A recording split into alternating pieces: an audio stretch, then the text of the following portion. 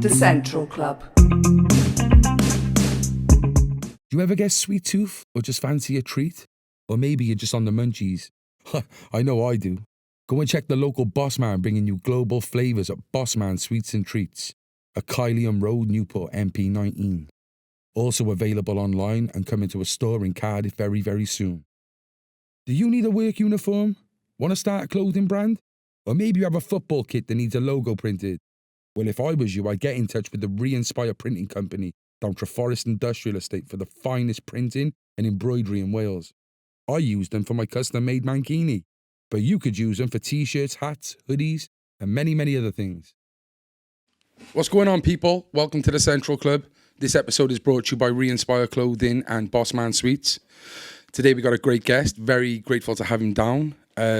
This man is the CEO of Kaleidoscope, which is a drug rehabilitation charity, one of the biggest in Wales. It's none other than Martin Blakebrough. Hi, good to see you. How are you, all right? Yeah, I'm good. Yeah, no, it's nice to be here in these hot offices. Oh, don't tell me about it. No, do you know what? The weather's been lovely. We have got aircon in here now, but the noise of it and everything, it interferes, and we just want to hear raw conversation. So if it gets hot, I'm sorry, Matt. You're just going to have to stick with me. Yeah, that's it. No, thank you for coming down, honestly. Really appreciate it. Obviously, I've gone through addiction myself for over 10 years. Since being clean, I've done a lot of voluntary work, and one of the places who have really took me in with open arms is Kaleidoscope. So I just want to say thank you for that to start. And we really wanted to get you down. Very interesting story you have yourself, not just with the agency. And I'd really like to dive into that, and get people to know more about yourself and what you do for people in Wales and some in England as well. So if you could just, for the people who don't know you, if maybe you could just give us a little run through of who you are, where you're from, and where you started. Yeah, I mean, I'm Martin Blakebrough, and I'm actually a Cockney, so I was born in West Ham. But my father founded Kaleidoscope back in 1968 when I was 5 or 6. Really my life has been aligned in one way or other with Kaleidoscope. And Kaleidoscope started off as the mission of this particular church, John Bunyan Baptist Church. And it was actually a nightclub. So that's the reason you got that name. So it was about bringing different groups of people together. And I think if you look at Kingston in the 60s, it was a hive of music. So you obviously had Liverpool with the Beatles, and then you had Kingston with the Rolling Stones.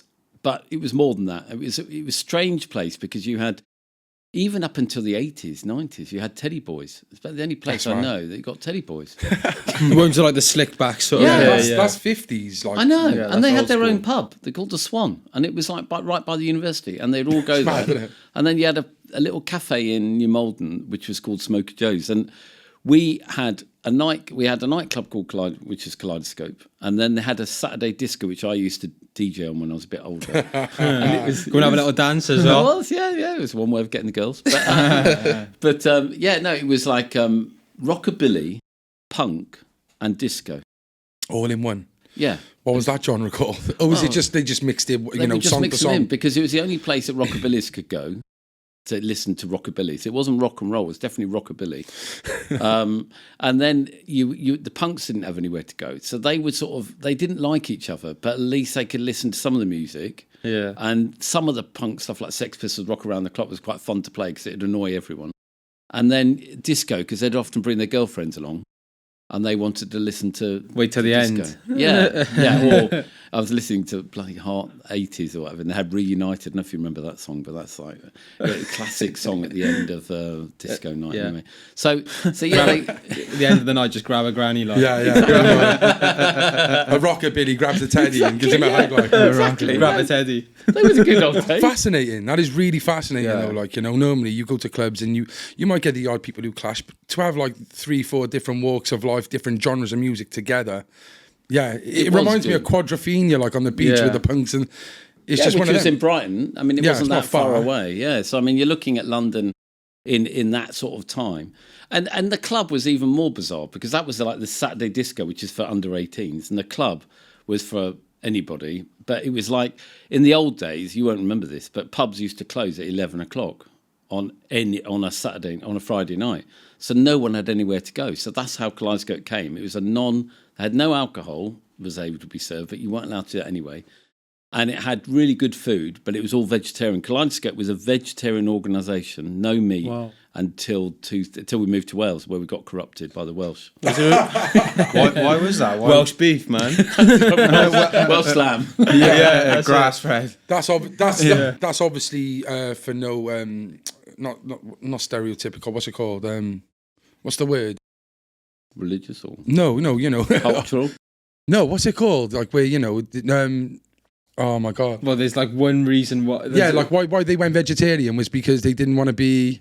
Oh right, yeah. The reason it's vegetarian is because one of the problems, a lot of people who came to Kaleidoscope, they hated the establishment. Discrimination, I think I was going to say, was it? Well, discrimination would be right. But the reason it was vegetarian is one, because there were loads of hippies, and they were vegetarian because they all gone to India. A lot of Indians were vegetarians, obviously, because of Hinduism and stuff.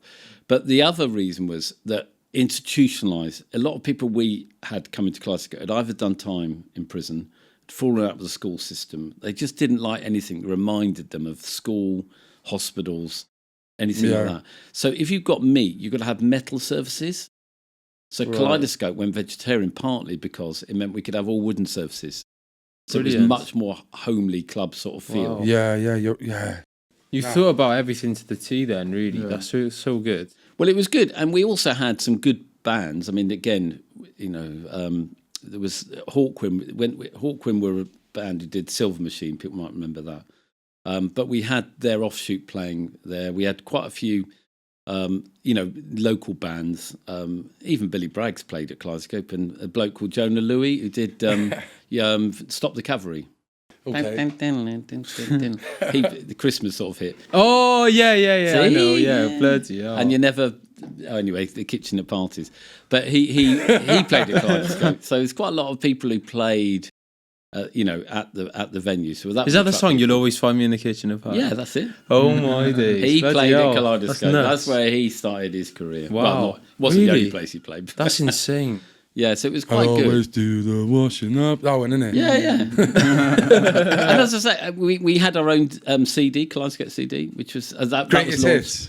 Well, it was. You're listening to Martin Blakebrough. You do, no, can I say you do remind me of like a Tony Blackburn? No, like I can imagine you like Greatest Hits, like Souls on Kaleidoscope. Yeah. Like.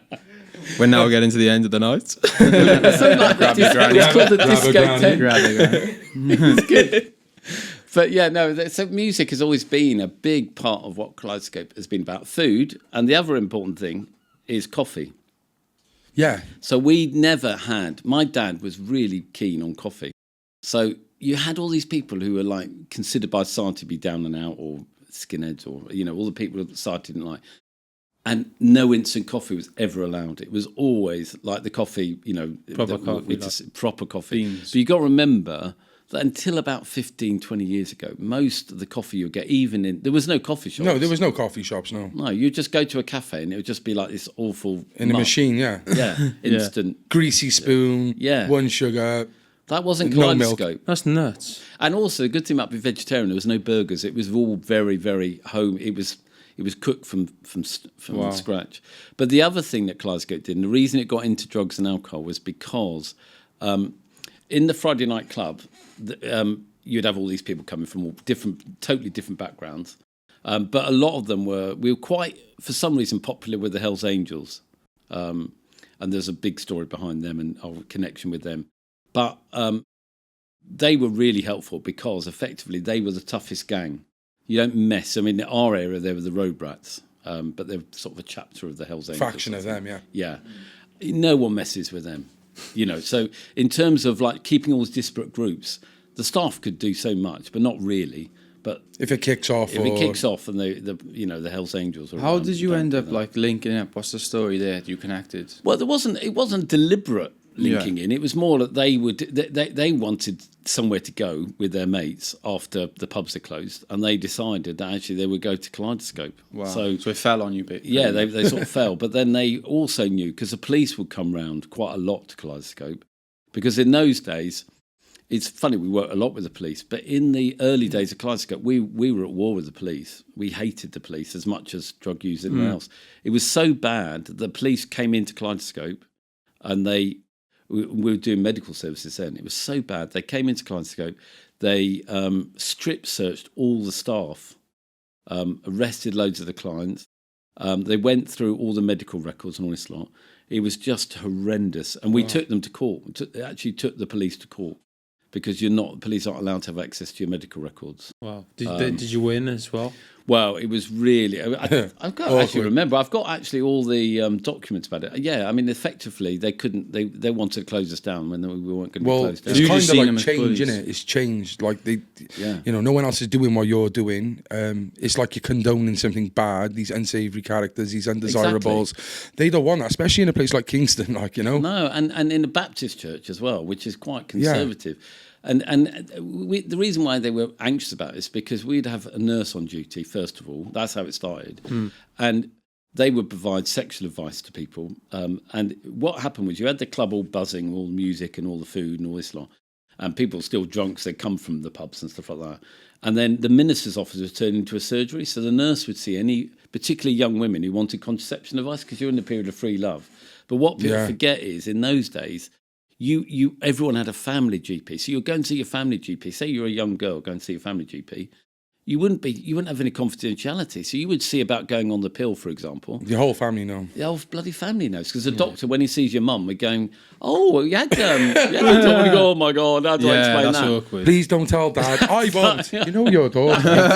It's just not happening, is it? I've got a moral responsibility. So they could go to Kaleidoscope and they would get free contraception and they would get free sexual health advice. That's brilliant. And then when the drugs issue started, and the thing that people often get confused with the drug issue, they always think drugs and in a city, don't they? I don't know, Well, it's definitely not here anymore, but just initially that's what people think, don't they? Yeah, on the council estates or in the big city, and yeah, I can imagine back then that's what people thought as well. Well, except that in the 60s and the early 70s, it wasn't in any working class communities, or very, very few. It was all people who were quite affluent. Wow, really? Upper class, yeah. Yeah, because it was so expensive and hard to get hold of. Yeah. And we had one of our clients was the son of one of the cabinet ministers at the time and things like that. So they love their drugs. They love their drugs, as we still know. But but then it was you had quite high profile people who were messing around with drugs. But at the same time, the police had a sort of a weird relationship when they would really crack down on it. And they found this little church with a minister and a few volunteers helping these women, first of all, get contraception, which was like, oh, that's a bit dodgy. And then we had a doctor who said, actually, you've got a drug problem. My dad spoke to him, and he would work, which you would never get now, from 10 till 2 in the morning. And he would see anyone with a drug problem and then give them a prescription, which would be, in those days, diagonal, which is a heroin substitute, basically. And sorry, what's it called? It was diagonal in those days. Okay, so this is before any like methadone. And yeah, what year was this about then? Would you say? Oh, I'd say about 1970. Wow, 72. So you were seeing the heroin come through? Yeah, very, very early. Because obviously, I'm assuming just like 70s, it's just more psychedelics, and people are coming for problems with that type of stuff. But no, the heroin was there then. Yeah, I mean, don't forget, heroin was around with Sherlock Holmes. Yeah, of course, yeah. But it was beginning to be abused in the 70s, and in previously it was still abused, but it was sort of medical as well. Would you find that Kingston was a hotbed for that, or would people come to Kingston from other places in London to know about Kaleidoscope? I think most people would see Keith Richards has had a heroin problem for a healthy long time. Yeah. I don't know if he does now, but he certainly did. Yeah. And you've got that whole group. I mean, they were around. They didn't have anything to do with Kaleidoscope, but they were around Eel Pile and Kingston. things like that. And actually, on the subject of music, connection with your Beatles album. Yeah. George Harrison was one of the biggest donators to Kaleidoscope. Amazing. Oh my God. What? Because he lived in... Have you met him quite a lot? I've never met him at all. Well, I definitely won't meet him Well, you now. could have easily made that up, so well done. Yeah. But yeah, no, that's nuts. He donated to Kaleidoscope to get our new building back in 75. So, oh my God. So, you know what, like at this age then now, obviously you was born... I was born in 62. 62, yeah. So this is like 67. So you're a young kid. Are you living on the site with your father? No. Like how? Like No, so it's a strange. We lived in about 2 miles away in Surbiton, which is where The Good Life was filmed. For those who are old enough to remember that, it's a very nice suburban area. But it was strange because obviously we would go to the site quite a lot because it's where the church was and it's where my dad worked. And I mean, sometimes the people that Kaleidoscope was linked with were quite dangerous. So for example, when I was at primary school, we had one guy. You end up at Broadmoor. But we had to have police escort from school to protect us and stuff like that. So, yeah, I heard you had escorts by the Hells Angels as well. Yeah, no, I mean, it's just, well, I didn't personally. Chaperone. But definitely, with my father, there were times when it was very rough and they had to help him out. But then he also took funerals for the Hells Angels. I mean, there was a big fight on Putney Bridge, I think, or it might be Richmond Bridge, I'm not sure. I think it was Putney Bridge, between the road rats and Satan's slaves. Bizarre. It sounds like a film, don't it? Yeah. It does. It's like the Warriors, like it's road rats and Satan's slaves. It's like America, where you see those big gangs, and effectively the Hells Angels are, the whole thing originates. With the attire as well, with the name on the back. Yeah. It is that, and it's territory, see. So they were fighting territory, and they had, a lot of people were killed and stuff like that in those battles. And my dad took some of the funerals, and I knew the leader of the road rats, and he lived in a nice house in Kingston. So it's so weird. So he'd be quite suburban in one sense. Yeah, I think the motorcycle groups and they're much more organised than some other gangs. Yeah, so you knew them. Yeah. But yeah, you're right. I mean, it's. And some of them were very, very able, and some of them were mentally ill. Really, I mean, it's as simple as that. You had quite a contrast. I mean, some of the things they do aren't so great, but what sort of stuff would they do? Would like just horrendous, like beating each other up and stuff like that? Well, like the fights between the two the gangs would be bad. I mean, it was if you were a woman connected to them, some women were treated very well, abused. And some were pretty badly abused. You'd have wild parties where you wouldn't want to be part of that. No, well, in the name Hell's Angels, it says it in the name anyway. It does. It gives you a clue. There's a clue. They're very they're deep. They do all initiations and stuff, don't they? And once you're part of them, I've heard stories of you have to do hits and to be part of them, and there's certain things you got to do. They're a heavy outfit, they are a heavy outfit, but like a lot of. I mean, the other thing that weirdly, because when my dad, he was a minister, Baptist minister, and he was a minister in the East End. That's where I was born, and he knew the Crays, for example. Wow. Because they would, they operated in the area we were, and he ran a weird jazz club in our cellar and things like that. But you said we was used to dealing with people, but they do. Having said all that, like the Crays and Hells Angels and all this, they do have a moral code. It's just not our moral code. Yeah, and I think that's what people think. They just go, oh, they're just evil or something like that. It's not true. I mean, some of them are pretty difficult characters, we'll put it that way. But they get punished for acting out of line anyway. Yeah. And they have respect as well. They have respect, but a different respect to what we would necessarily have. And that's like the Crays. I mean, the Crays in East London, they looked after a lot of people in their communities. It's very easy to sort of go, they're all criminals and all this lot. But a lot of people in the East End, would say they did a lot more for people in the East End than the government did. Yeah. So who's a bigger criminal? The government or the Crays in the people's minds in those communities? Yeah, definitely. And that's the reason they weren't. They're hard gangs to break into for police and stuff like that because a lot of people have a lot of time for them. Yeah, it's true. Wow. Crazy. So obviously you had was it a hostel then, the Kaleidoscope? Yeah. So how was it set up as a building? Because I'm trying to imagine in my head, I'm just thinking it's just this dodgy building that got a dodgy dance floor and how was it set up? It was very dodgy in the sense of okay then. Well, no, because you had a big Victorian church, which is an old traditional Baptist church, which had its own hall. And hippies. My dad, when he first opened Kaleidoscope, no one came because it was just a church hall, which had the boys' brigade in. And most people don't want to go to a church hall after being down the pub. So, but then some students came along who were from like Oxford and Cambridge, sort of bright guys, but they're all hippies. And they said, but they said, we can make this work for you. And they redesigned my dad knew how to run a club, but they made it relevant for that generation. Give the opportunity, yeah. So you brought the culture in, and then they managed to sort of, that's interesting. Leave it to them, and that's that's what you got to praise him about, innit? Is, you know, being a Baptist ministry, you're really meant to be set in your ways, and the fact he's leaving people to their own devices. Well, that was the thing, like, because of like sexual health, for most people, they would take it, it's easy, like giving people contraception, that's an obvious thing, isn't it? But for a Baptist church that believes in, you know, only sex within marriage, that's a pretty radical thing. It's like opposites. Isn't it? Yeah. So when things like substitute heroin came, it wasn't that difficult for us to go, these guys are on heroin. It's not our job to tell them to come off. It's our job to help where they're at. And what do they need? They need some substitute. And then the same thing, we were the first in the UK with some people in Liverpool, I think, in the Wirral, to bring needle syringe exchange. And the reason we did that was, again, it wasn't a difficult decision. It was a no-brainer. Why, if someone's injecting drugs in a period of HIV, of course you're going to make sure they have clean needle syringes. Yeah. It was a no-brainer. But for a lot of people, they were still scratching their heads going, I don't know what we do about this. You're making it worse, some people think, don't they? You're encouraging it. And in one way, you can argue you are. But on the other hand, keeping people alive, I mean, you're not going to help people who are dead. Yeah, people are going to take the drugs regardless, really. Isn't it? That was our point. And it's the same thing with sex, isn't it? It's all right, a Baptist minister getting on his soapbox going, you know, you're not to have sex and therefore you won't have a problem with unwanted pregnancy. But it's a pointless activity. It's the biggest problem we got, turning a blind eye to things all the time. Thinking that no one's going to have sex before marriage is ridiculous. Yeah. Like you said as well, in the flower power days as well of the 60s and stuff. Like, people are active and they're doing crazy things and they're experimenting. I think the problem is if people feel if they preach about it. So if I do the right thing and say, you're not to do this, that's job done.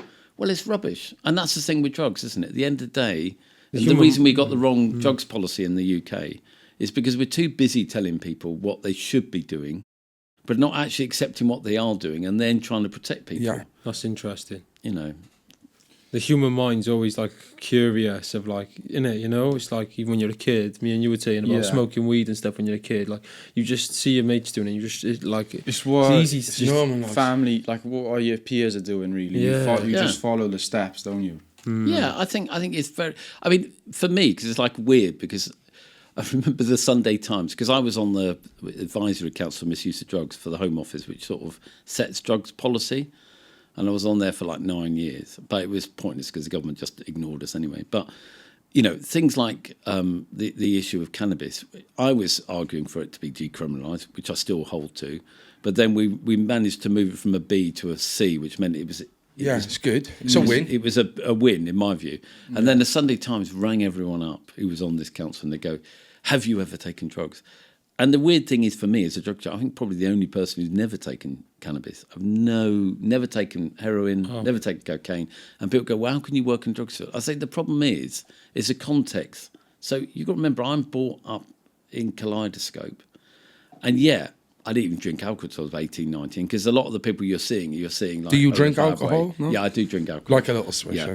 So I'm not a purist, but what I'm saying is that the point with I knew that if I was ever caught by the police with cannabis or anything like that, even when I went to uni, my flatmates would smoke cannabis. I said, don't do it. I said, I'm not telling you not to do what, but when I'm in the house, don't do it. And they go, why? I said, because my dad runs this really controversial project called Kaleidoscope. Yeah, so if I get done, he's going to be totally... So that was really the thing that meant that you just didn't want to get involved with it, to be honest. And it wasn't anything Was there anything that did go out in the papers? Is there anything which maybe was thrown at Kaleidoscope in them times? Oh, my God, yeah. Anything that stands out like? Well, one headline is club raided after 5 found dead. What? So, 5 found... Five found dead. Just the context of that, 5 found dead and then club raided. It's like as if there's 5 people even dead from the... Yeah. The way they worded it, that's terrible. There were 5 people who happened to have died over the year in Kingston from drugs overdose. Over a year as well. They didn't tell you that. Yeah. That doesn't make the headline. They weren't like all at once sort of thing. Yeah. They weren't dead in the project. And no, I mean, the reality is that that's the sort of headline you got because people hate people with drug problems often. Certainly the media in those days were totally unsympathetic towards that group of people. So we were in the paper all the time, and there was a picture. I mean, there's some fun things. Like there's a picture of my dad, and he used to wear all the garb. So he would wear a dog collar, and then he had this like big sort of weird robe thing, and his hair was always. My hair's quite short, but his hair was curly and like out like that. And then there's a big Durex lorry And there's him having this. And there's another thing with my contradicting like his the whole ministerial. That's the reason they liked it, because it was amazing. Yeah, thing. that's just an image of Kaleidoscope there, though, really, isn't it? Really, it's contradictory. You're going, what? And then going, oh, okay, makes sense. Yeah. But he had lots of weird things like that. Do you know Kaleidoscope? So just going back to what, like the hippies are coming in and redecorated it. Is that where the name come from? Because Kaleidoscope is something you look and it's all like hippie. Do you know what I mean? So you're right. So effectively, the idea was out of all these different patterns. So out of all these different, the punks, the mods, the rockers, the hippies, you create this beautiful pattern that comes into this centre, which is like Kaleidoscope. It's focused into this one area. Right. Of course, it often wasn't like that. You would have huge fights at Kaleidoscope. I mean, although the Road Rats in one way kept some discipline. There's only so much you can. Yeah, and also they weren't there all the time, and it could get. Where's the Road Rats? Come. Yeah. It could be. I mean, and it was open till 6 a.m. Wow. And the difference between us and any other clinic I think there's ever been, I've never known anything. I don't think in the history of UK, is that our clinic, our doctor would be there to see people with heroin problems, and he would not leave until everyone had gone. Wow. So he would be there till 6 a.m. You'd have people waiting. I mean, they would always be seen. Had a really good team. The doctor, was he part of the church as well, or no? Was he just a doctor who just came to help? Well, I think the original doctor, because I was only a kid at the time. I think the original doctor actually went to Liverpool to the Wirral, and he was the one who introduced needle syringe. He was quite radical. I think he came from New Zealand. Okay. But the doctor I most remember is a doctor called Dr. Shanaganathan. His son now is on our board. Amazing. But he was a brilliant doctor, but he was Hindu. Wow. It was a totally different religion. And in fact, in later years, we went to do a lot of training for drug services in India, Pakistan. And he would come with, and Malaysia and Thailand, so that's Southeast Asia. He came with me to do some of the training stuff. And but he would never go to Pakistan. What reason? Because for that? he's a Hindu. And he could be persecuted there, obviously. And he just didn't want to go. Yeah. What? So going on maybe to where go into Asia and stuff. So from the 70s to 80s, how did times move? How did you move with the times with the drugs and the fashion and music? How did you keep up with the times? Well, obviously, me personally probably lost it. No. But Kaleidoscope, I think in terms of... still playing in rockabilly in 09. I'm still playing Matchbox. Yeah. After all these years. But no, I think the Kaleidoscope changed because it's always trying to... for example, we moved from Diagonal, this tablet, to methadone. And in the 80s, one of the big things is suddenly... There were two big incidents in the 80s. Suddenly drugs, the price went right down and hit the estates. So instead of just being a suburban problem, it was a bigger problem in the estates where people didn't have... See, when you talk about rehab, our rehab, if you look at Kaleidoscope, we had an education unit, and it was all about getting people back into school. So it was all about, if not school itself, but so A-levels. And we would have these really bright people telling people about A-levels, so we'd have the highest marks by a long way, exam centre and all this lot. So we was very much focused on getting people who were quite able but have missed out because of drug misuse for a couple of years and getting them reconnected back in.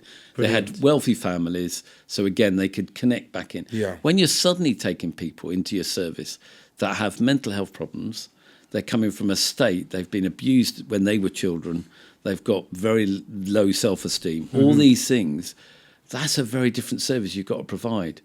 And also the amount of people... starting again, really. Yeah. I mean, we still had those affluent drug users, but less and less because they would go to more private clinics. They wouldn't come to us anymore. Why? Because of taking on the more lesser... Yeah, but I think also parents had loads of money and they just wanted to, they wanted to separate. They're thinking, I don't want my son going to this one because of... Yeah. And also, if you think you are someone connected to people...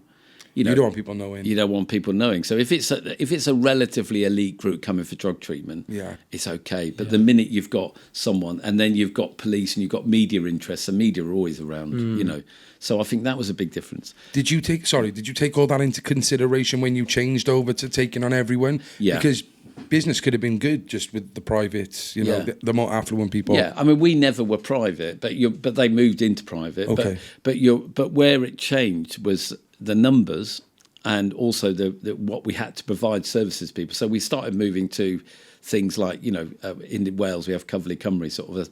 We would start trying to give people basic education stuff. We'd start giving them. We opened a bakery and a workshop and some more practical skills for people. So even the way we worked around that was not so much academic; it was much more practical.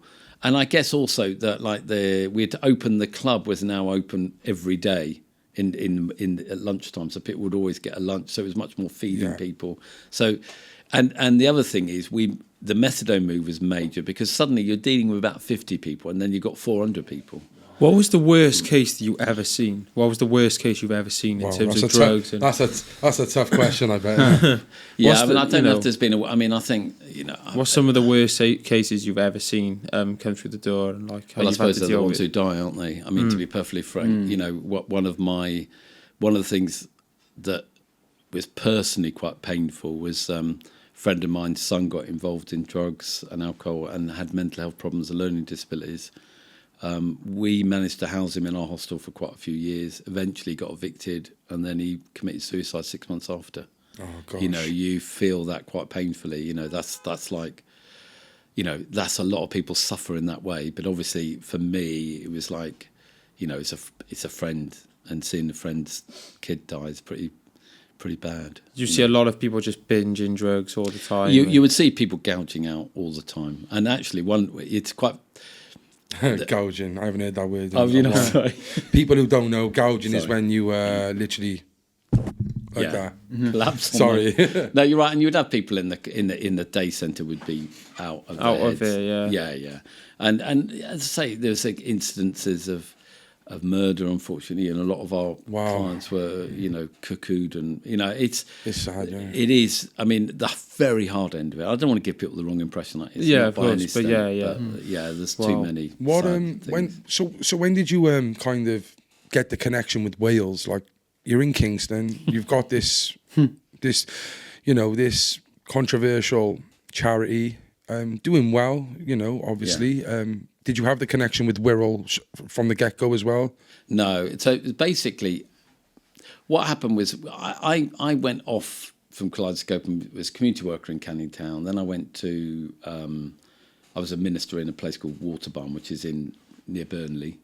And then Kaleidoscope, my dad decided to retire, and my sister was running Kaleidoscope, and you had to be a Baptist minister to run Kaleidoscope at that point. What year did your dad decide to hand it over? He left in 93. Okay. So my sister took over in 93.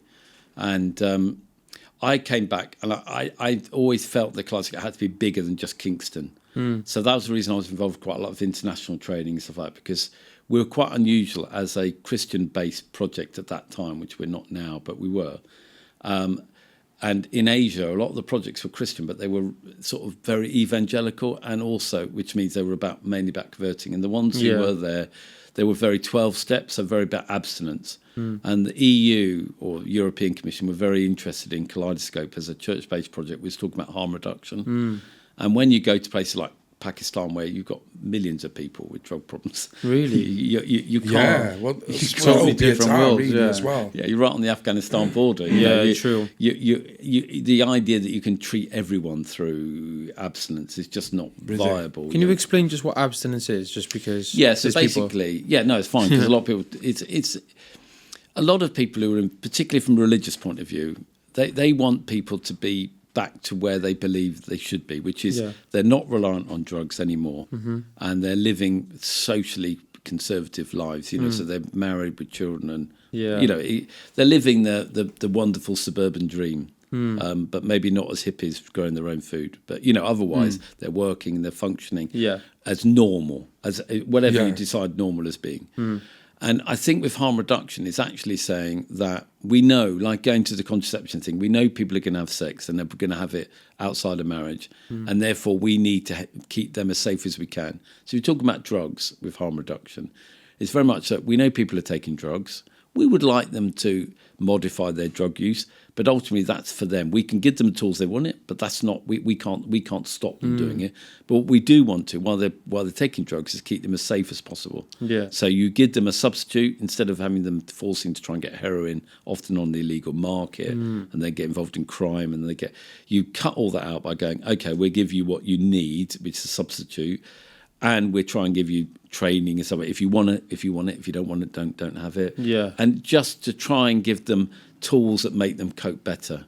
Oh wow, yeah. What were the sort of substitutes that you were giving them? So a lot of it was buprenorphine, or which was called Subutex, or Suboxone, which is, and then you have things like methadone, and now we have got a drug called Buvidal. So different sort of medical interventions, really. Particularly for heroin use. Is there much? Did you have at that time? I know you do now. Obviously, you have your Tier 4s and whatever. But at the time, was there many other ways of coming off apart from substitute? Did you have, like you said, not training, but one-to-one meetings and stuff? Yeah. I mean, definitely. Because it's not just heroin as a drug. No, absolutely right. It's anything from alcohol to cannabis to. I think for me, the blurring of legal and illegal is nonsense, and we can see that with drugs like Xanax and things like that. Yeah. That it's just stupid trying to. You need to come up with solutions to it. But a lot of it is you try and ascertain where the person's coming from. So you try and work out why someone is taking drugs. Yeah. And if the reason they're taking drugs is because they're over anxious, for example, then you try and deal with that and to go, well, what is making you anxious? Why, what's the underlying reason for that? And people have got hundreds of different ones. A lot of it's fear, probably, I guess, like wanting to control every situation in life, and if there's like Darren was saying about the unknown, definitely. When you're in the unknown in life and like you don't really know, like the situation happens, you're not in control, you worry, and then that. It's like my mind's so overactive. Maybe that's... we know that that's the reason why we overprescribe Ritalin, but we give a lot of Ritalin to people with attention deficit disorder. The reason I say we overprescribe because no one else prescribes drugs in the way we do to kids. It's just outrageous because we have the most unfair country when it comes to criminalising people for drug use, but we give our kids more drugs than any other country at the same time. It's crazy, isn't it? Yeah. Contradiction. When you think about that. Perverse what we do as a country. It is definitely. I totally agree. You want about like legal things that help you to enhance your brain and stuff like that. Just like what Darren said as well. Oh, I got a toothache. The way just giving anything. They've got something for. There's always a everything pill for you've got something wrong with you. There's something they think they've got for you. Well, I know someone who was given paracetamol before they had period cramps. Are you serious? Yeah. So just in case you get it. Is that what you mean? Well, it's because they're anticipating that you might get it. So we give you the painkiller before you've got the pain. Wow. So that doesn't make any sense. And that's a nice middle-class family. It doesn't make any sense to me. I mean, it might make sense to them. Obviously, it did make sense to them. Scientifically, does that make sense? Mad. Well, I suppose if we take painkillers all our life, we won't feel pain, will you? I suppose, but I mean, it's not a good idea. Don't you build like a natural? Well, you then have to. You're right. You'd have to take more and more to counter whatever the pain is. But I guess in the end, you build up the. That's the reason why heroin users. One of the problems that we've got with heroin users is they go to prison. They might be on a prescribed thing. They might decide they're not going to take drugs while they're in prison, but they still ultimately like the effect of drugs. You're bottling up in yours. Yeah, but their tolerance goes right down. So their tolerance would be the same as me or you, possibly. If you took a heroin, the same quantity as someone who's been taking it for 20 years, you will die. Yeah. And they will be perfectly fine. Yeah. And probably moan. They haven't got a big enough hit. So you're right, tolerance builds up. So do you find, like, when they go to prison and they come off it, there's a lot, like, do you reckon there's a lot of cases where they don't realise that? They take what they'd normally take an overdose. That is the most dangerous time, is people coming out of prison. And it's the reason why we work with organisations like G4S. Post-prison. I mean, we've got to, I mean, we want to make sure that everyone has naloxone when they leave prison. That's, I disagree on myself personally. People come in, they might be on a methadone script out. They miss 3 days. They go in and then they retox them a week before. That one guess me sometimes. Yeah, the retox thing's a bit of a strange thing. You've just got clean. So what, I know it's a harm reduction tool. But yeah, that one sometimes. I think there's lots of things that don't always make sense, and they might make sense for the instance. But you're right. A lot of people go to prison, they get drug free-ish. I mean, let's not fool ourselves. Prisons are full a big drugs. place. Yeah, that's what I mean. How do they get free in prison if there's because some people take the decision that they might take some drugs, but they make the decision they don't want to be reliant on drugs because then they're very vulnerable in the prison context. Prison, it's a different ball game in You're prison. already in a harsh environment. Why make it worse? Like, and the other thing as well, like the amount I used to come out of prison and justify, I've been 6 months clean. But I haven't. I've just been in prison. I haven't had the temptation there. Sometimes, okay. Another thing which people say is, there's loads of drugs in it. But sometimes the reality is, sometimes there's probably one person on the wing who gets drugs on a visit. Yeah, that's right. And if he haven't got it, there's fuck all on the wing. So there's nothing you can do anyway. It's just one of them things, like you can't get drugs every day. There are drugs there, but sometimes it's not enough to have a habit. So, you might say, I've been clean, but it's not out of choice, it's because it's not in front of you. And it's a different context. I think that's the thing. And what I also get furious about with governments is, this thing about, and I do a lot of stuff with the Home Office sort of stuff, and with all this COVID stuff, and I do think Welsh government and the UK government have got a lot to answer for. You had prison officers who were not given prioritised for the vaccine. They're working with people who in a residential. So what's the difference between that and a residential care centre? Because they feel that you need to punish prisoners, so we won't give them the vaccine, but we won't give the prison officers a vaccine either. And you're like going, they were the last people to be masked up as well. Right. We won't give them masks. They have been left really high and dry, and it's a national disgrace. Everyone's focused on, quite rightly, care homes. They've not focused on prisons. Going from the outer world into the inner world as well. Yeah. What a risk it is for not just them, but for the prisoners as well. Yeah. I know. It's crazy, isn't it? To me, it's been totally wrong. And actually, even when you're looking at the social care money that Welsh government gave, they gave it to everyone unless you worked in the criminal justice system. As if you weren't working during COVID during the criminal justice system. So Director of Social Services gets a £500 bonus on their already £100,000 salary. Yeah. And someone who's worked in the criminal justice system with some of the most challenging people, they've had to be there over COVID and they get nothing. I think there's got to be questions asked. I think Welsh government generally have been really good, and things like Boovid have been good. They've been shockingly bad in that. In certain areas, yeah. So talking about Welsh government, let's go back then. So when did you how start did we, about Wales? Sorry. So it's fine. Yeah, no. Effectively, so back in about 2000, I got the church to agree that we could move out, which meant that we'd have to come an independent charity. We couldn't be the mission of John Bunyan Baptist Church, particularly providing services in Wales. It's a different country. And at the same time, what Kaleidoscope has always been very good at, although it's frustrating at times, is rapid prescribing. So in Newport, in particular, people officially were on a waiting list for a year, but the waiting list works in a way that you then get people who prioritise it's like a housing list that knock you back all the time. So, you might officially be a year, but then you have a woman who's pregnant, she goes ahead of you. You have someone who's homeless who goes ahead of you. You have someone who's got... So we have people who are waiting 4 years to get on a basic methadone script. Don't worry about detox or therapeutic care. No, it's hard to go by. To get on a methadone script. That's ridiculous. So man. Newport City Council and Newport Health Board, as it was, and Welsh Government went round the UK and they looked at different models and literally just came to Kaleidoscope. We weren't invited, they just literally came and said, we like what you're doing. Could you open a Kaleidoscope in Newport? Oh. And we basically were given 3 months to open Kaleidoscope. And I liked it because we'd been invited by other areas to set up a Kaleidoscope. But they always had conditions, like we had to employ their doctors, we had to have staff, we had to have NHS Did they fund buildings. You and stuff? You could just go in and do as you please. But the other areas were funders. But exactly. The big thing here was we were not given any buildings, we weren't given any staff, and we were told we had to treat 100 people within 3 months. But that suited us because it meant that we could be what we wanted to be. Well, what's the point in going to someone and saying, we like what you're doing, to then say, but we need this, that, exactly. that. And you've got to employ... the hell? Well, I would go, so I've got to employ this doctor who so far has dismally failed to provide a treatment service, and you're asking me to employ him to run my treatment service. All trusting him, like. Yeah. And that's crazy. Weirdly, when I trained to be a Baptist minister, not that weird, but I actually trained in South Wales Baptist College in Cardiff. So my connection with Wales is I'd always liked Wales, yeah.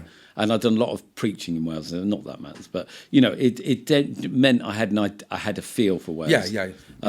So when this opportunity came, I moved with 2 members of staff to set up Kaleidoscope, and it shows how we had a BBC film team that filmed from day one. So you had people like my operations, my deputy sort of manager, Sean Chicken. She was there on the first day, so she had Sean Chicken. She's the operations director. That's amazing. So she was there being filmed when she came in just for normal work, and then the cameraman, a guy called Ben, he ends up leaving the BBC to work for Kaleidoscope. Amazing. And he's still with Kaleidoscope today. Oh, wow. So that goes to show. So basically, what we did, we literally started with nothing. We took over the back of a church in St. Paul's. And the desperation, again, quirky, beyond belief. This is where government sometimes doesn't help. I have to say, Edwina Hart, who was the minister, was really, really good. Sorry, who was minister at the time? Edwina Hart. Okay. She was remarkably good. But we were told to treat 100 people.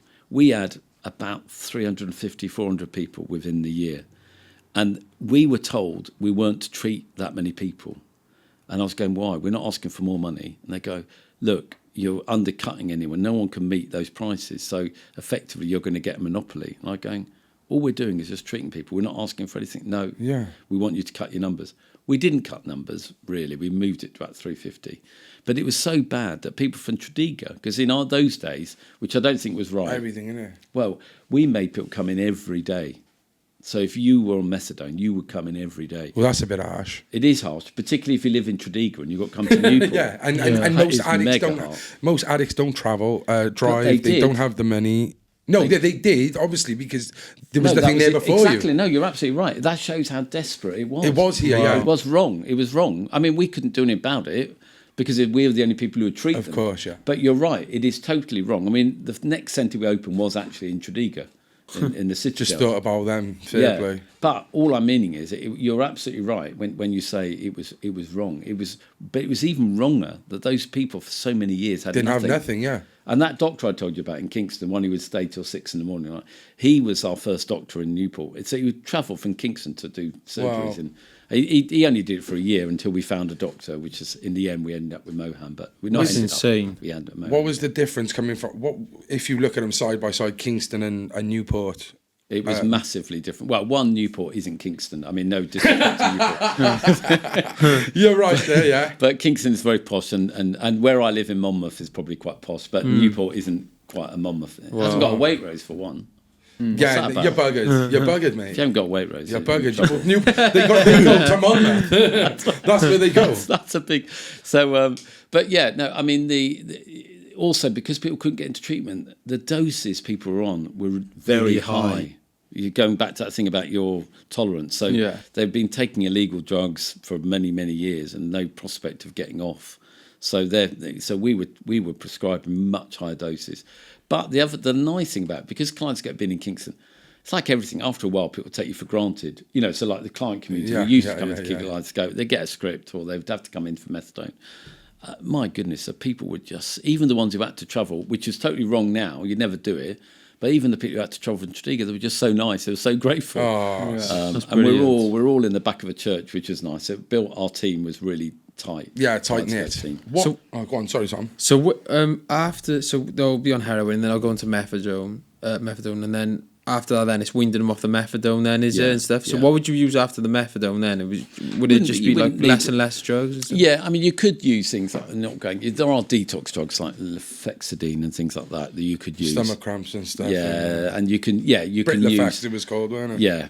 What withdrawal? That's for prisoners. That is. They use it mainly in prison. Did you? Yeah. Oh, that's good. Because other services just take them straight off. But what withdrawal symptoms did you have, Cole, when you came the off? same as most heroin addicts. So it'll be, the cold sweats, the shits, the being violently sick. I was always spewing bile. My reflexes are terrible, so I couldn't eat nothing for days. And is it just horrendous? Yeah, it's horrendous. I can imagine he's seen cases, but for myself, like, I was really bad. I was, it take me weeks to get off, especially methadone, which is harder. But like he said, some people, it's just about making sure that instead of offending and not having to get up every day to get it, it works. Do you know what I mean? And you withdraw people like 1 millimetre, because we've got a computerised system. You can do it by 1 millilitre 1 mil, a day. yeah. So you had people coming in for 3 mils. Yeah, I was on 90 mil of meth, and 30 mil is it, or 40 is a therapeutic dose. Yeah. But there's some people who come in every day or every other day for 1 mil, which is about that much, and it's more psychological. Yeah, but to be honest, we'll say, people who don't take it say, "Oh, it's psychological," but it means the world to them, that 1 mil, But well, it cuts to a point where you get it to a certain number, and then you just say, like they say, they'll come up. Yeah. Really? Yeah. So wow, you have to really have the willpower, really. But and the support. Like we said earlier, though, a massive factor is your support network. Yeah. If you're on the streets, you've got nothing, no job to go to, no family, no friends, not even a place to stay. Why would you come off drugs? Or if you did, it's going to be very easy to fall back into that. Like, it's hard, isn't it? But I think the next chapter where I think drugs treatment is going to improve is with people like yourself, Callum. Is that it's been weird, the drugs thing. So you've had people who've had drug use problems, but they're almost always people who are abstinent who come back into the treatment system, which is great. But the only problem with that is they're preaching to people about how they managed it. And when you're not there, it's bloody annoying. It's a bit like if you're a bit fat and then someone goes, "Oh, I'm a perfect body and you can be like this body." Well, great, but you've never been there. You're not feeling like that when you're a big, when you're overweight. Yeah. It's a long journey to get to, and you might never get to that sexy body anyway. Let's be honest. I won't. No, all I mean. No. So I think that's a problem with it. But now we're getting people like yourself, like a guy called George Charlton, people like amazing. Shout out George Charlton. He's good and Loxo, brilliant. But it's people who are closer to drug use itself, and they're not preaching at anyone. Yeah. And that group of people is going to be vital when we look at things like co-production, which is a thing that Welsh Government are talking about, which is co-designing services. And I think a lot of things have been where people have said this is what you need, and what we need more is what is it you feel you need. And I'd say that's the reason Kaleidoscope's been successful over the years.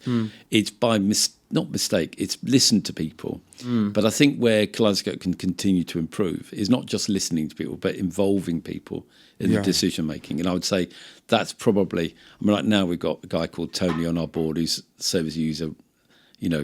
He's never been in Kaleidoscope services, but he's been in services himself.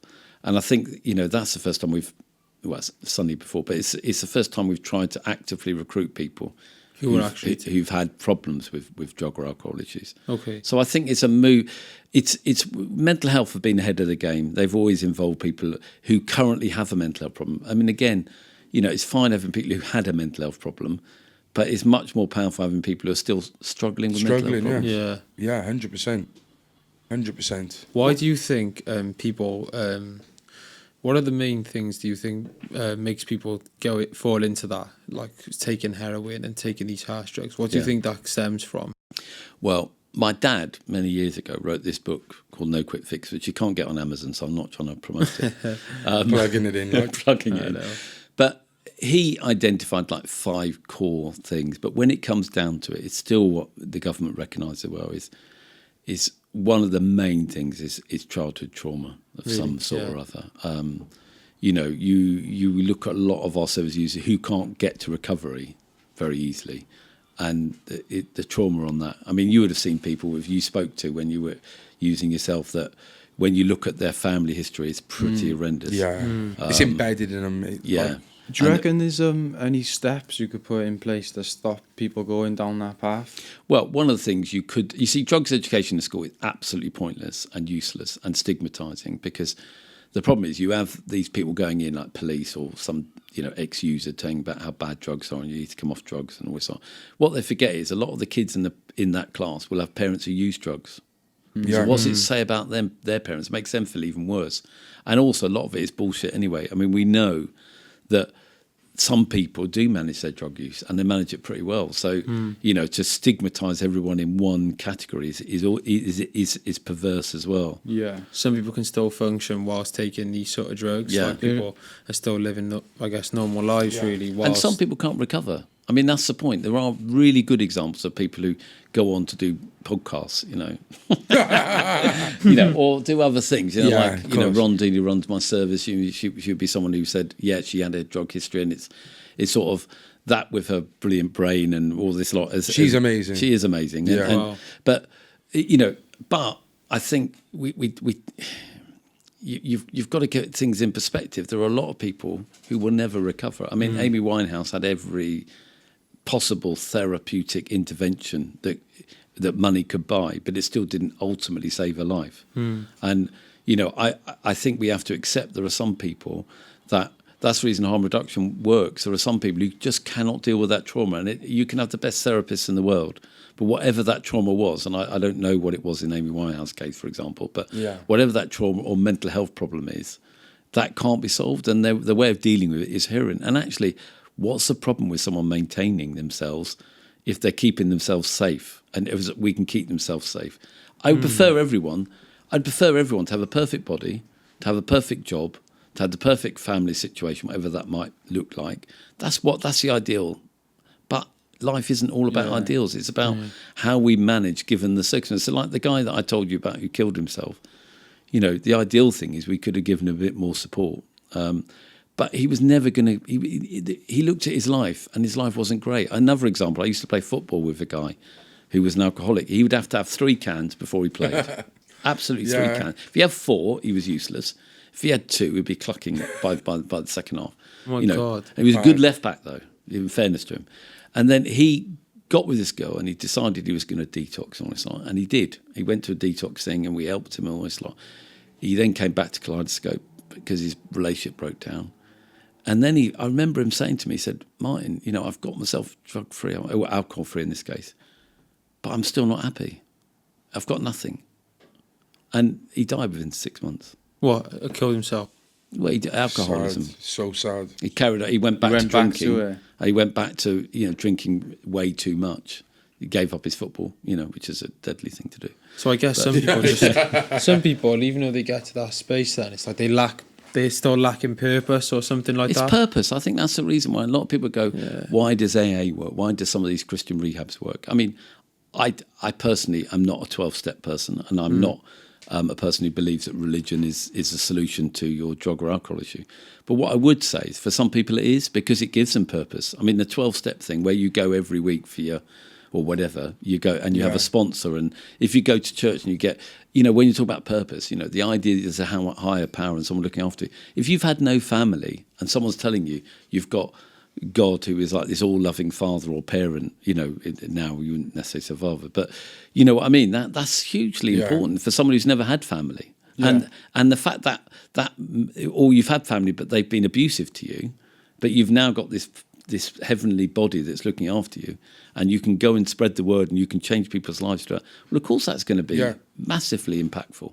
It feels like most people there's something missing. Like it feels like a lot of people have that problem.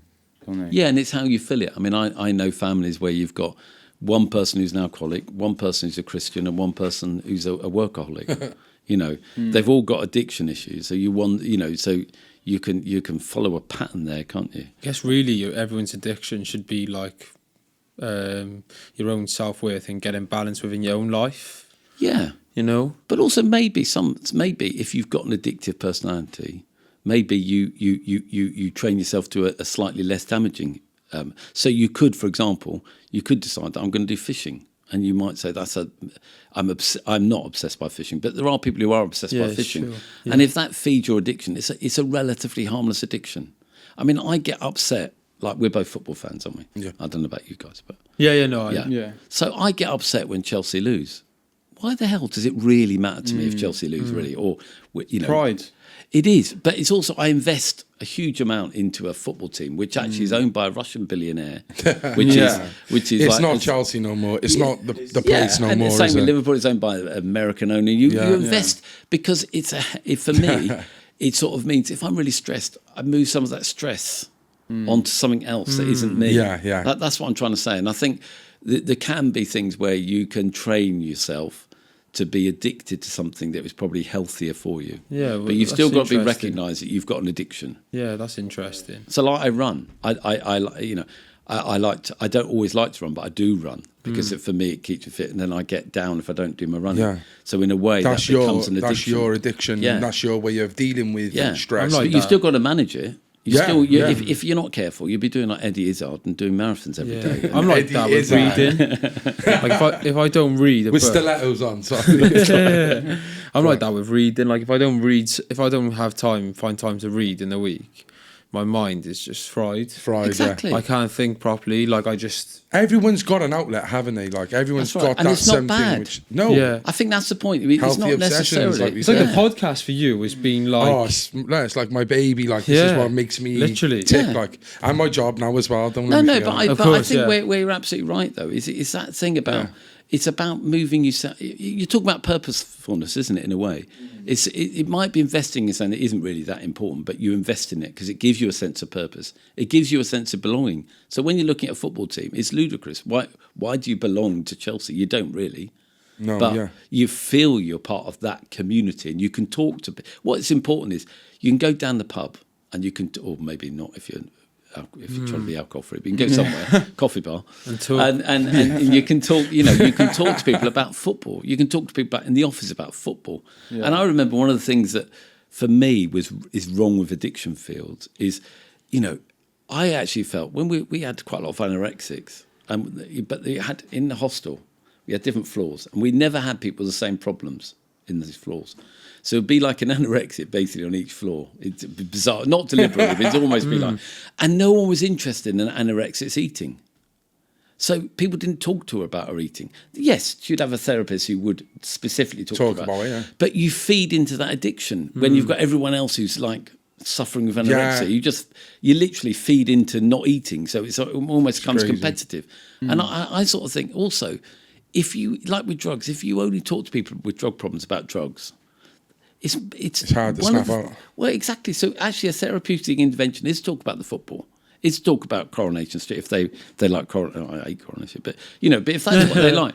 Because it's just building that thing of actually normality and also about routes out of your addiction. So you've got to have interest. No point of going somewhere going to that guy that, a number of people I know, they haven't been able to find another addiction that's positive. Yeah. So therefore, if you take that addiction away, there's nothing. Yeah. So what you've got to do is you've got to fill it with something. Like you're saying, one of the most important things is the podcast, which is great because that's in a way fulfilling a sense of purpose, which you quite rightly raised. I think the thing with religion, what you were saying earlier, was like people who, like, I'll be honest with you, like myself, who turn religious. I think what it was for me was like, because I see this as like everything in life is temporary. When you die then, like I always thought like there's something more than that as well. And that was an aim for me as well, like to make sure I live in bliss outside of when I die. Do you know what I'm trying to say? So that for me was like something that motivates me, as well as like trying to be a good person in this life, also looking at like sort of the afterlife as well, and just I know what you're trying to say. What you're trying to say basically. I think I've got a religious disposition, definitely. Mm-hmm. What I haven't, because I've studied theology, obviously Baptist minister by training, is that I can't be absolutist. That's my trouble. Is that I can totally buy into the concept of the philosophical value of God. And I can totally get that it gives people value. What I can't buy into is that Baptists are right, or Catholics are right, or Hindus are right, or Muslims are right. I'm not saying they're right or they're wrong, but what I can't, that absolutism of having to buy into one football team or one religion just seems to me to be that's interesting. Yeah, no, it's interesting though. Listen, man, I'd love to stay and talk for ages. I got a question before you go though, but so since the charity was founded, you've pushed boundaries, you've moved with the times, you've experimented. Is there anything you've got in place to reassure that you will keep moving with the times, and what have you got planned for the future of Kaleidoscope? Any? Yeah, obviously it's trying to make sure that we're aware of the latest scientific developments. So definitely things like Buvidal's been an example where with the Welsh Government, we are the biggest prescriber of Buvidal in the UK. Which is amazing, and I think has been a really brilliant move flying forward. the flag. It helped change my life. So so I'm going to say that. No, I think it is. But I also think things like, as I said to you before, I think trying to look at how we move more forward with service users who are actively involved in drug use, as well as people who've gone through drug issues, is a real challenge. And I think we've gotten some really good, like yourself, people who may be near, who've only just moved into their recovery journey, if we want to use that as a word. I think that's going to be really exciting. Yeah, I can't wait. Yeah, and I think also linking. I think I'm pleased with Welsh Government to see at long last, because Kaleidoscope's always believed in linking housing with drug treatment, and I think things like Housing First are absolutely especially the right thing vulnerable people as well. You see some people, they get housed and they don't realise what their personal life is like with drugs. That's how you can get people who get cuckooed, you say, and stuff like that. If they're vulnerable people. Well, that's the thing that I get. I'm very sad that we're probably going to have to close our hostel in Kingston, because Kingston are taking the view that everyone needs to be independent and they need to live lives. I'm sorry to hear about that. Yeah, in 3 or 4 bedroom houses. And I go, in an ideal world, that's fine. But a lot of our people who are quite damaged, particularly the very damaged ones, mental health is an issue that means people find connecting with others really difficult. So you've got to create communities for people. And I personally think that's something that we need to be doing in Wales, is actually for people who've got significant mental health issues, the issue of independence isn't the important thing, it's interdependence. So yes, when you want to be independent. But these people, like you were saying, very vulnerable people, always end up cuckooed. 100%. Which means there's one on every estate. Exactly. Yeah. And they're not deliberately having drugs coming out of their house. They got no choice, because they basically have a drug dealer who basically tells them that's what's going to happen, because they don't want to take the threat themselves. So they push it onto this more vulnerable person. We need to support these people much better. So those very vulnerable people aren't exploited. And at the moment, we're creating a system where we big up independence, where we need to be bigging up interdependence. Interdependence, I like that. Yeah. That's brilliant. Wow, thank you. There's one other thing we like to do with our guests, Matt, is a couple of what you rather questions, a couple of personal ones, a couple of just ones we ask everyone. So I'll start off with, obviously you're a Chelsea fan, so which one of these players do you prefer, Zola or Drogba? Drogba.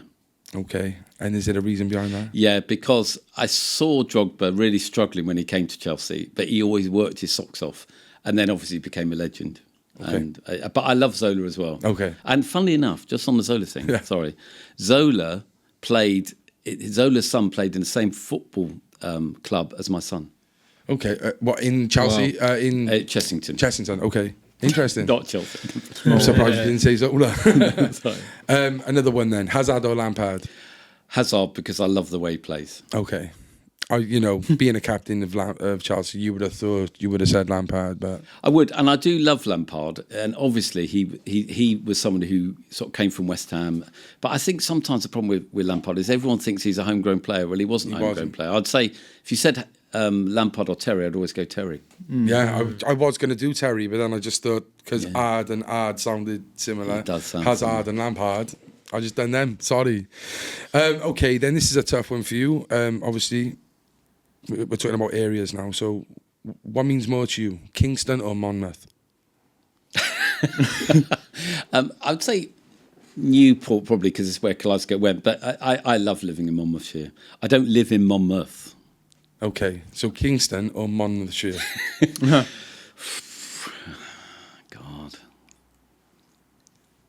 I'd say Monmouthshire just. Wow, that's a bold statement, isn't it?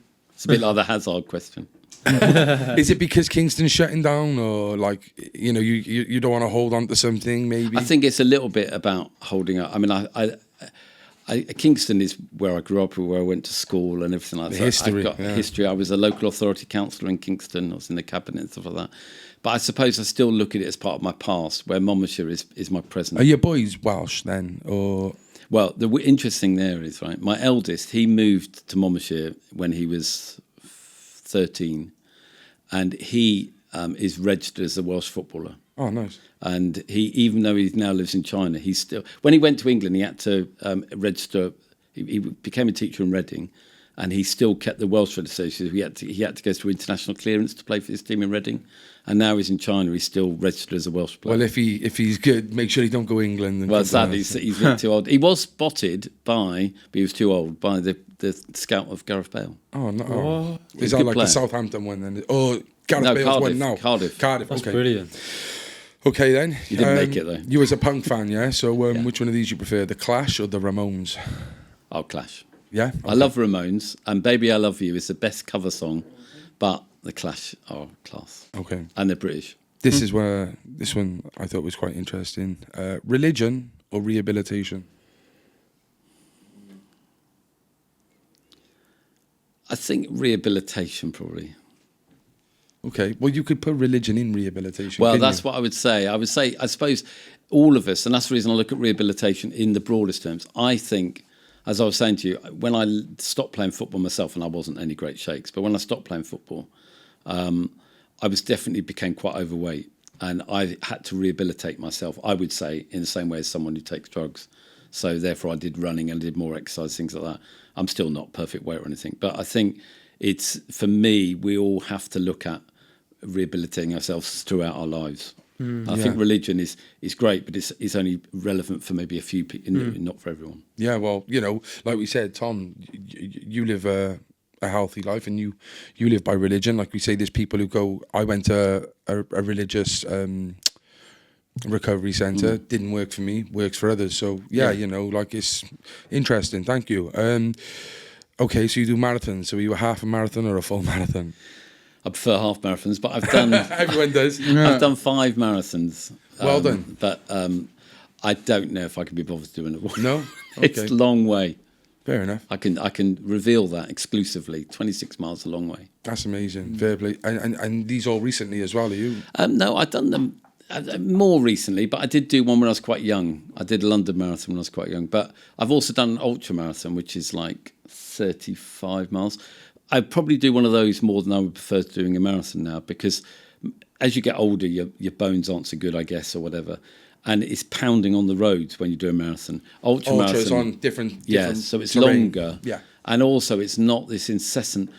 it's going to your point about addiction, is that with marathons, you're constantly thinking about your minute times.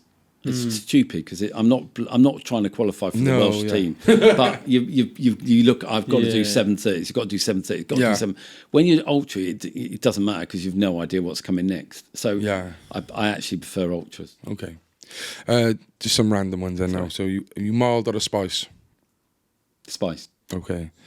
If you could explore one of these, would it be deep sea or deep space? Oh God, it'd have to be deep space. Is there any reason behind that? Because I can't. When I was very young, I had a car crash, and I got perforated eardrums. I was hit in the head. See the water. So I can't deep. I can't. So you can't go underwater. No, everyone says deep space, and it's not because they want to go deep space. It's because they're scared of the water. That's what everyone says. But also, I will get physically ill. Oh, right, okay. Because it's a the pressure. pressure. Really? So you can't go scuba diving, anything like that? I can do. If I've put earplugs in, I can do. Across the water. But I can't dive. Wow. Yeah. Nice. I'm fine. Nice. I always say nice. I'm sorry. Nice. Great. And this is one we say to everyone. So if you had 2 superpowers, one for yourself and one to help people, what would they be? That's a very hard one. Start with yourself. Superpower would be, I don't know, I suppose being selfish, probably something, ability to fly would be quite nice. Okay.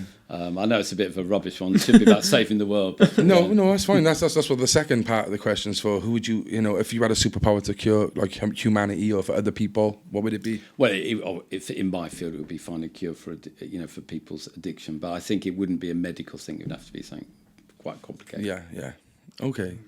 Do you know what, Martin? It's been a real pleasure. It's been hot. We persevered. We persevered. It's well out of here. But you know what? Like, honestly, another. thank you so much for coming down. I really enjoyed it. It's been a real pleasure.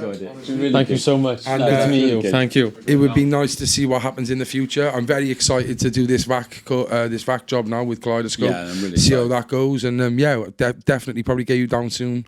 Maybe in a year's time when we see how far we've do another one. Yeah. Yeah, Yeah, no, I'm there was so much we could have spoke about. We Yeah. could go back. We go back in. 100%. And if there's anything we can do to help Kaleidoscope as well in any way, honestly, we would like to, like, if possible, maybe like channel some things Yeah. to do with the services on the definitely. podcast. Sure. So, Well, also it's good because I'm sure that Alicia will want to broadcast it. You know, Yeah. people like Rondine, you know, she'd be great to get. gotta get it on. And I'm sure she'd be happy. Another person, are we off record now? No, but we'll talk off record now in a minute. It's fine. But I just want to say, guys, thank you everyone for tuning in. We'll see you next week. Stay central. stay central. The Central Club.